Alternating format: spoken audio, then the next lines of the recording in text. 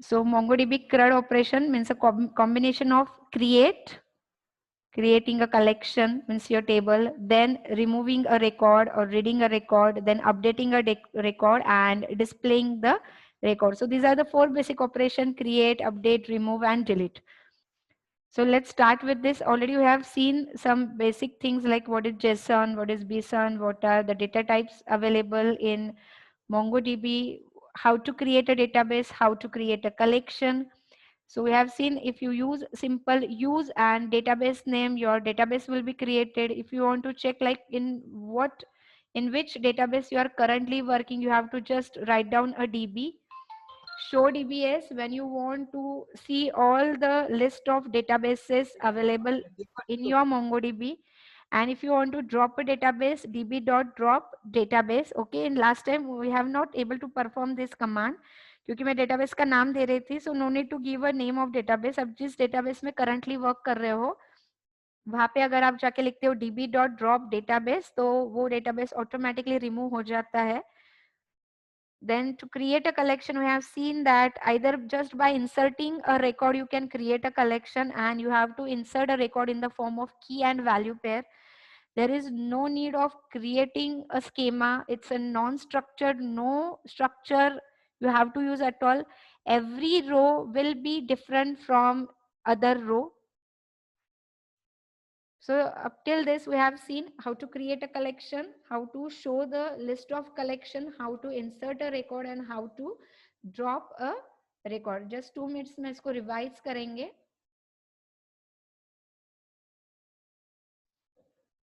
And we'll start with the next one. So here I have to start with a command prompt.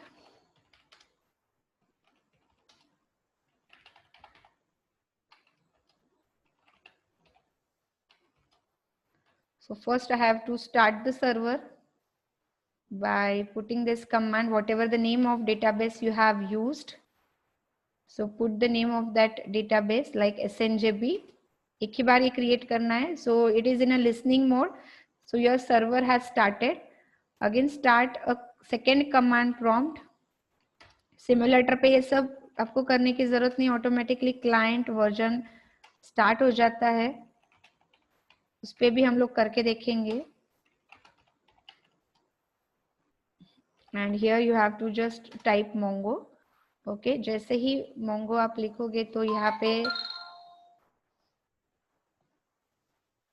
like you will see here,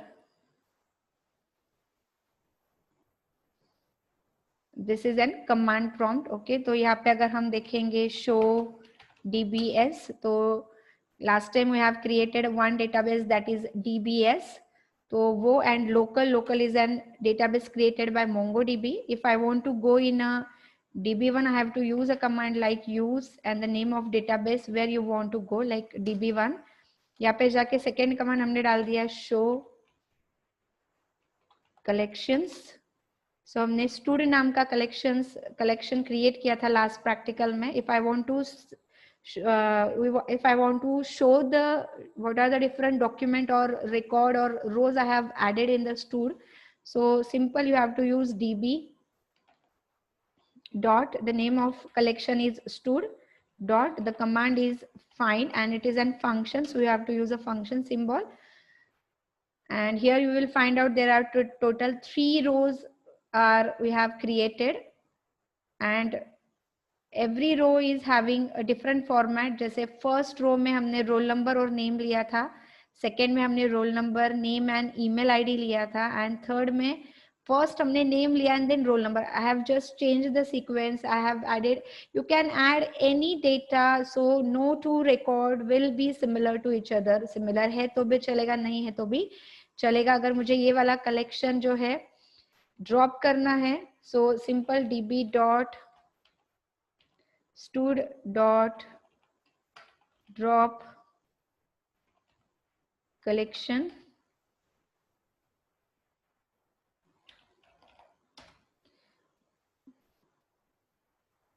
तो यहाँ पे उसने बताया कि studio DB1 के अंदर था जो कलेक्शन ड्रॉप हो गया है। तो अगर मैंने यहाँ पे डाल दिया show collections, okay, why what happen here? Okay, only it's a drop, no drop. So here I have to use db.stud.drop. Okay, तो उसने ट्रू बता दिया है। Again we are using show collection. So the stud नाम का जो collection हमने create किया था वो यहाँ से रिमूव हो गया है। Okay, so will just repeat some step. जब भी आपको कोई नया डेटाबेस क्रिएट करना है तो you have to just use and any database that you want to create. Collection अगर चेक करने कौन से डेटाबेसेस अवेलेबल है तो शो डीबीएस, तो यहाँ पे डेटाबेस का नाम आ जाते हैं। ओके, अब हम ऑलरेडी DB2 के अंदर स्विच हो गए हैं, इसके लिए उसका नाम यहाँ पे नहीं आया। अगर मैं DB लिखूं सिर्फ तो बताएगा currently you are working in a database that is DB2। कोई डेटाबेस अगर ड्रॉप करना है तो db.drop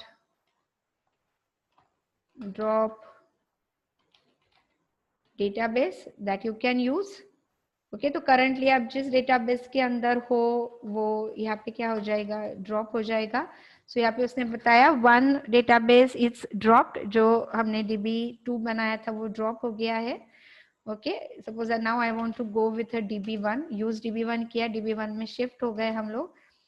And now if you want to create a collection, so there are two ways to create a collection, either by using db.create collection or either by db and insert, database collection का नाम डाल के insert कर सकते हो। तो यहाँ पे जाके अगर मैंने लिख दिया db.create collection and in bracket suppose here we have used the EMP, okay, and if now I am using show collections,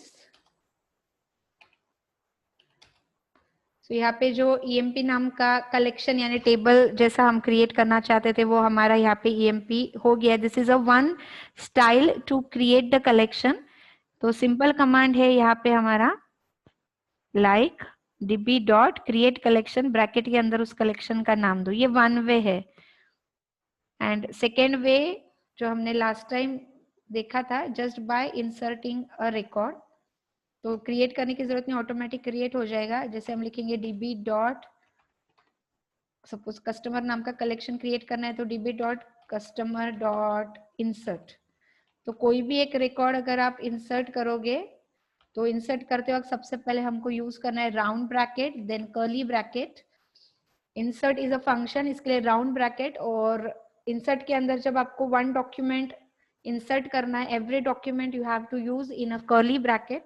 यहाँ पे आपको जो भी वैल्यू प्रोवाइड करी, तो की suppose I have used here is customer ID, customer ID 1 डाल दिया, कॉमा सेकेंड फील्ड मुझे लेना है कस्टमर नेम, और यहाँ पे मैंने उसका जो भी नेम है वो डबल कोट में पुट कर दिया है and inter.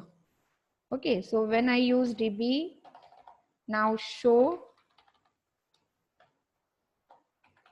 collections, so here two collections has been created, EMP and customer. So EMP we have created by using a command db.create collection and name of collection, and customer we have created by directly inserting a record. तो जब भी आपको कोई भी collection या table create करना है तो आप ये कमांड यूज कर सकते हो। इसमें हमने रिकॉर्ड अभी तक कुछ इंसर्ट नहीं किया है, डायरेक्टली हमने बोला है कि ये नाम का कलेक्शन क्रिएट करो। सेकंड, हमारे कस्टमर नाम का कोई कलेक्शन नहीं था, बट डायरेक्टली हमने एक रिकॉर्ड इंसर्ट किया तो वो ये आपको एरर नहीं देगा कि कस्टमर नाम का कोई कलेक्शन क्रिएटेड ही नहीं है। तो MongoDB is very smart enough. He will itself create a customer collection automatically by inserting this record. Okay, so these are the two ways that you can use here. And whenever you want to show the information of any of the record, you have to use like db.cust.find जिससे आपको उसमें के जितना भी data है वो show होगा.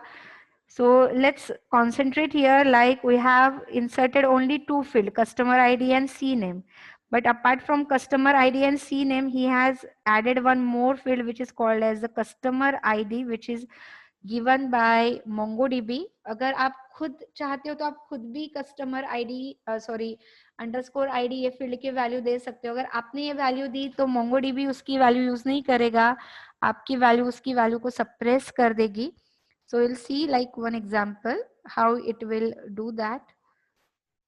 Suppose वापस मैंने एक रिकॉर्ड इंसर्ट किया db.cust.insert एंड यहाँ पे मैंने डाल दिया, अभी जैसे ये फील्ड का नाम क्या है अंडरस्कोर आईडी, तो मैंने यहाँ पे डाल दिया अंडरस्कोर आईडी कोलन, मैंने डाल दिया ID as a 1, then customer ID equal to 2 डाल दिया मैंने. यहाँ पे हम सपोज कुछ और वैल्यू लेते हैं, सपोज मैंने लिया 101, customer ID colon 2 and customer name colon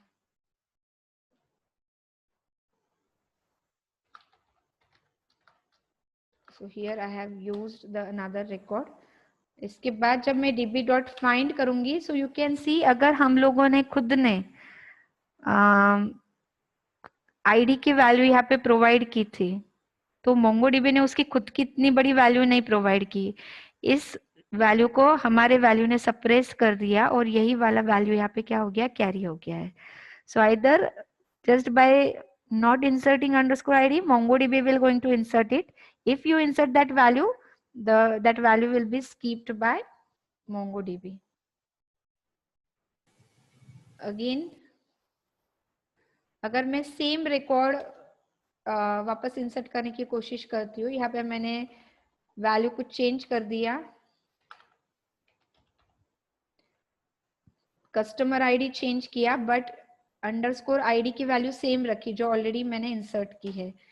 तो यहाँ पे उसने एरर दिया because underscore ID field is created by MongoDB itself and which is an primary key.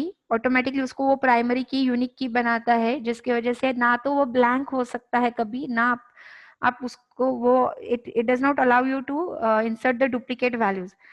So here already we have one value of 101 and now again I am trying to insert a new record with the same ID. So it have given me a error. That error is like duplicate key error index for customer and for the field underscore ID and for the value 101. So he told that for customer table for ID field you are trying to insert a duplicate value 101 which is already available in a table, so he is not going to insert that record. So every time if you are inserting a ID value you have to like change its value, you cannot use a duplicate value.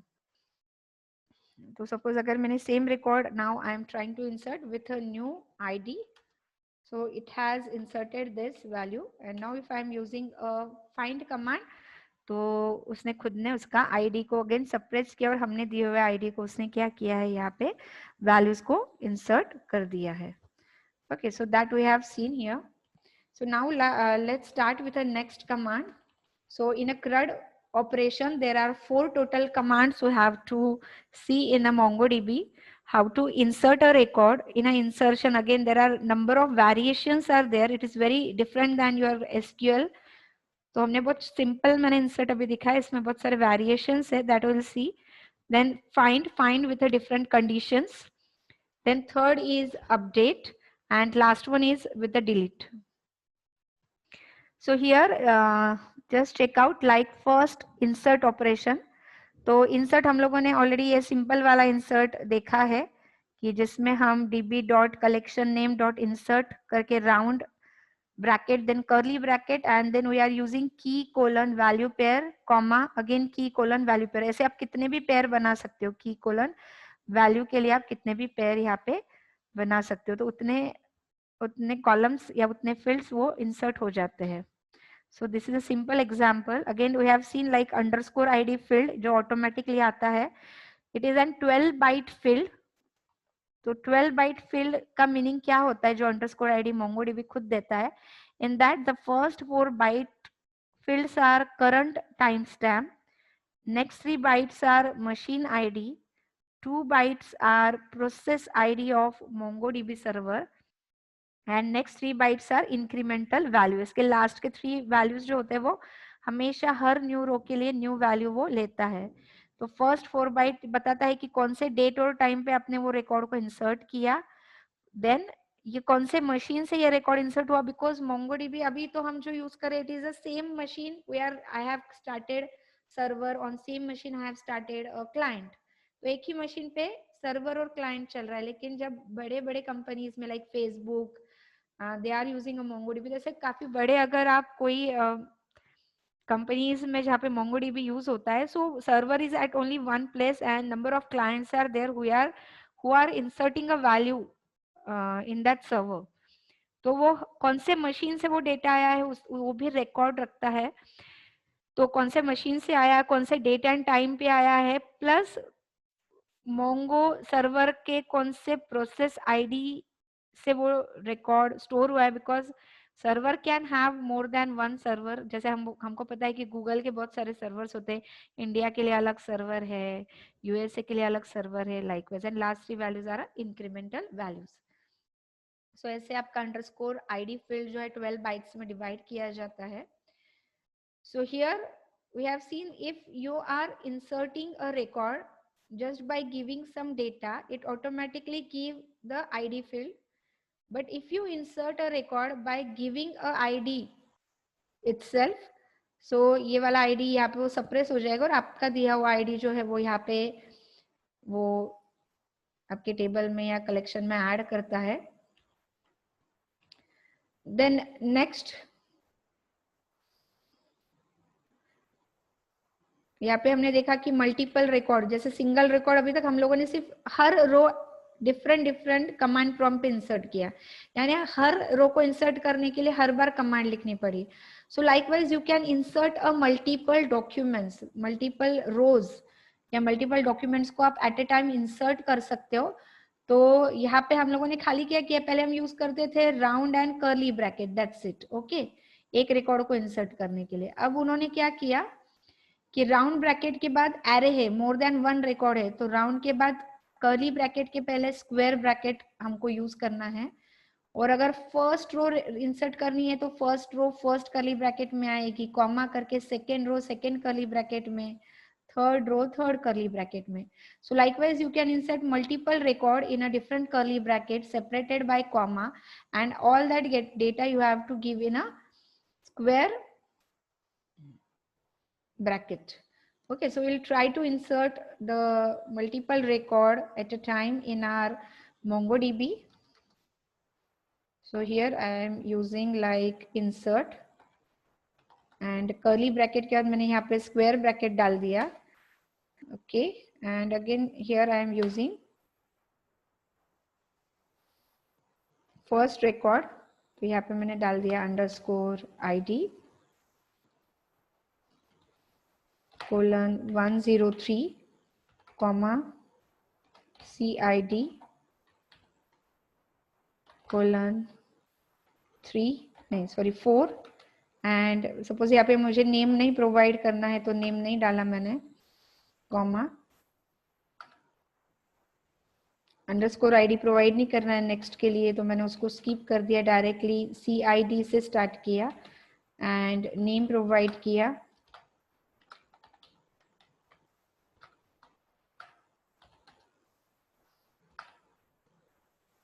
Again CID and then C name. देखो कहीं पे मैंने capital use किया है, कहीं पे small use किया है. Okay, so will see also case sensitive, जब हम फाइंड करेंगे तो आपको पता चलेगा क्या डिफरेंस आता है इसमें.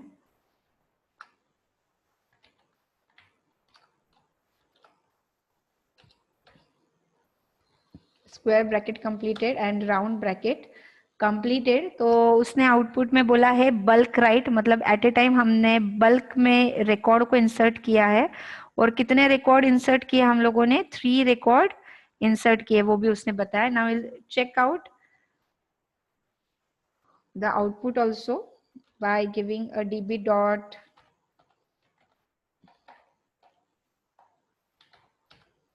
Table name is customer dot find. So आप देखोगे कि यहाँ पे हमने जैसे जैसे रिकॉर्ड इंसर्ट किए थे वैसा वैसा वैल्यू यहाँ पे प्रोवाइड हुआ है। Like first we have inserted ID 103 and 4। तो ID हम लोगों ने दिया था, इसके लिए हमारा ही ID आया एंड 4 नंबर का रिकॉर्ड। फिफ्थ के लिए हमने ID प्रोवाइड नहीं किया था, तो फिफ्थ नंबर के रिकॉर्ड के पहले MongoDB itself has inserted a ID field. Again for CID 6 we have not provided object ID, तो वो रिकॉर्ड तो इंसर्ट हुआ है बट उसके आगे ऑब्जेक्ट ID MongoDB ने खुद ने क्या किया है वहां पे इंसर्ट किया हुआ है। So this is how you can insert a multiple record. Very easy. For multiple record, you just have to use a square bracket, and after square bracket, every record you can add in a curly bracket and you have to give a comma. So at a time multiple records को आप लोग क्या कर सकते हो, insert कर सकते हो। Then next is insert multi-column attribute. Okay, अभी multi-column के लिए एक बहुत best example, easy example I have just quoted here. कि यहाँ पे db.insert एक ही रिकॉर्ड मैंने इंसर्ट किया है क्योंकि एक ही कर्ली ब्रैकेट है यहाँ पे जिसमें मैंने नेम डाला है, रोल नंबर डाला है, लेकिन रेड कलर में यहाँ पे मैंने आई हैव जस्ट एडेड है address because it is N multi column attribute. क्योंकि एड्रेस को मैंने डायरेक्टली ये की हो गया, इसकी वैल्यू डायरेक्टली नहीं प्रोवाइड की है।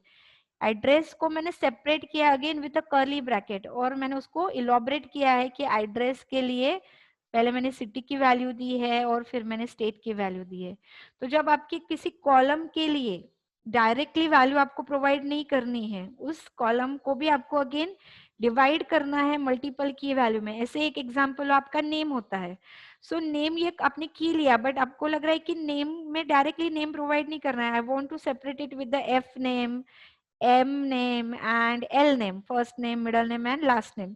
तो मेन की हो गया नेम और उसके 3 वेरिएशंस क्या हो गए, 3 लाइक सब की क्या हो गए, F name, L name and M name. Okay, तो ऐसे एड्रेस में अगर आपको लग रहा है कि आपको आपका बिल्डिंग का नंबर, फिर बिल्डिंग का नाम देना है, उसका लेन नंबर 1 देना है, देन कौन से सिटी से है, स्टेट, कंट्री, पिन कोड, तो आपको उसको डिवाइड करना है उस कॉलम को। सो तो वो कॉलम का नाम लिखो, उसके बाद कोलन लिखो and after colon you just have to use one more curly bracket.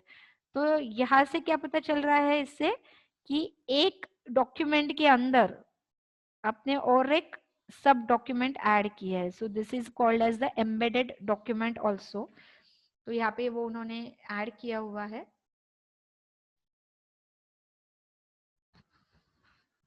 So will try to insert such kind of data also. इसको हम बोलते हैं मल्टी कॉलम डेटा। दोनों दो चीज एक साथ बता रही हूँ और उसके बाद दोनों हम example we will just check out. Second example is called as the multi valued attribute. इसके पहले हमने देखा मल्टी कॉलम एट्रीब्यूट जिसमें एक कॉलम को मल्टीपल कॉलम में डिवाइड किया। अब ये है multi valued attribute. Multi valued मतलब ऐसा कोई कॉलम जिसकी बहुत सारे वैल्यूज हो सकते हैं, उसको डिवाइड नहीं कर रहे हैं हम, उसके वैल्यूज बहुत एक से ज्यादा है। जैसे हॉबीज, हॉबीज एक से ज्यादा हॉबी हो सकती है किसी स्टूडेंट की। ओके, तो हॉबी के बाद कोलन के बाद कर्ली ब्रैकेट की बजाय मैंने यहाँ पे स्क्वायर ब्रैकेट लिया है। Square bracket indicate that there are multiple values for this key. तो हर वैल्यू को आपको कॉमा से सेपरेट करके यहाँ पे क्या करना है, इंसर्ट करना है। So first value comma, second value comma, third value you have to provide here. Now it is a combination of first two, means multi-valued with multi-column. Okay, multi value with multi column. तो अगर आप देखोगे award एक column है जिसके बाद मैंने square bracket दिया है। स्क्वायर ब्रैकेट मतलब एक से ज्यादा वैल्यू है। ओके, तो पहली वैल्यू मैंने कर्ली ब्रैकेट में डाली है, सेकेंड कर्ली ब्रैकेट में, थर्ड कर्ली ब्रैकेट में। सो 3 वैल्यूज आर देयर बट ये तीनों वैल्यूज जो है कॉमा में आपको दिख रहा होगा 3 वैल्यूज है, बट वैल्यू सिर्फ डायरेक्टली वैल्यू नहीं है। वैल्यू को भी हमने क्या किया है, की एंड वैल्यू पेयर में डिवाइड किया है कि जैसे अवार्ड कौन से किसके लिए अवार्ड मिला था, कौन से टाइप का रैंक उस अवार्ड के लिए आपको दिया गया था और कौन से ईयर में दिया गया था। तो here multiple awards you are having, इसके लिए हमने स्क्वायर यूज किया है बट हम डायरेक्टली अवार्ड की वैल्यू नहीं दे रहे, उस अवार्ड की वैल्यू को भी हमने 3 डिफरेंट कॉलम्स में डिवाइड किया है। So it is called as the multi valued with multi column. and this is a very one big row. Just check out like कितना बड़ा रो आप डाल सकते हो एट ए टाइम. तो यहाँ पे एक ही कर्ली ब्रैकेट है अगर आप देखोगे स्टार्ट से एंड के बीच में, लेकिन इसके अंदर हमने बहुत सारे की वैल्यू पेयर लिए हैं. सो फर्स्ट के लिए हमने नेम, नेम के बाद कोलन करने के बाद वापस मैंने एक कर्ली ब्रैकेट ऐड किया है. So I called it as a multi column. Multi column मतलब कॉलम को मैंने 3 या 4 पार्ट में डिवाइड किया. जैसे हमने पहला वैल्यू लिखा first and last. So first की वैल्यू हमने डाली, लास्ट की वैल्यू हमने यहाँ पे प्रोवाइड की. Then next birth. अभी डेट फील्ड यहाँ पे कैसे देते हैं, तो डेट फील्ड के लिए न्यू डेट या फिर ISO डेट, वो भी मैं बताऊंगी कैसे हम देते हैं, डेट को कैसे प्रोवाइड किया जाता है. ओके वो हमने उसको जो भी बंदा है उसका नाम यहाँ पे स्टोर किया, उसका बर्थ डेट, उसका डेथ, उसके क्या क्या कंट्रीब्यूशन थे लाइफ में. तो देर आर मल्टीपल कंट्रीब्यूशन, तो एक से ज्यादा वैल्यू है तो ये एरे बन गया, ये फील्ड जो है ये एरे बन गया. इसके लिए हमने स्क्वायर ब्रैकेट के अंदर मल्टीपल वैल्यूज दिए with comma separated. And last is award. एक से ज्यादा अवार्ड थे इसके लिए वापस स्क्वायर वैल्यू लिया, लेकिन सिर्फ अवार्ड्स के नाम नहीं दिया. अगर मेरे सिर्फ अवार्ड के नाम दिए रहते like Turing award, Kyoto prize and national medal of science, सिर्फ वैल्यूज होते तो इसके जैसा ही वो वर्क करता. लेकिन हमको अवार्ड का सिर्फ नाम नहीं देना था, उसके पूरे डिटेल्स प्रोवाइड करने थे. तो यहाँ पे हमने स्क्वायर ब्रैकेट के साथ क्या यूज किया है, कर्ली ब्रैकेट भी यूज किया है. Okay so this is a little bit complicated record that how you can insert that value. So here the end of insert. तो इंसर्ट में हम मल्टीपल चीजें अभी करके देखेंगे जो मैंने बताई यहाँ पे. तो यहाँ पे हम इंसर्ट करेंगे one record db dot customer dot insert.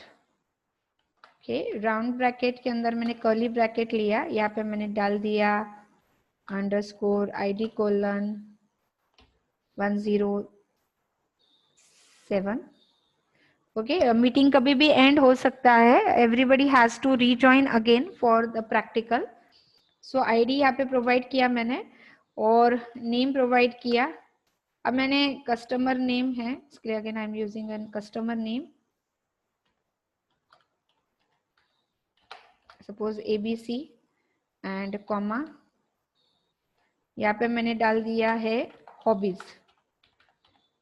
सो हॉबीज की वैल्यू एक से ज्यादा है, इसके लिए मैंने स्क्वायर ब्रैकेट ले लिया बताने के लिए बहुत सारे हॉबीज है. तो हमने डाल दिया like singing and dancing and swimming. Okay, so here we have inserted one record. So lastly you can see that कि ये जो record हमने insert किया है इसमें hobbies के values जो है वो एक से ज्यादा हमने क्या किए है, यहाँ पे we have inserted the multiple values. तो एक से ज्यादा value देनी है तो हमको square bracket use करना है. तो जनरली hobby के लिए इसको use किया जाता है.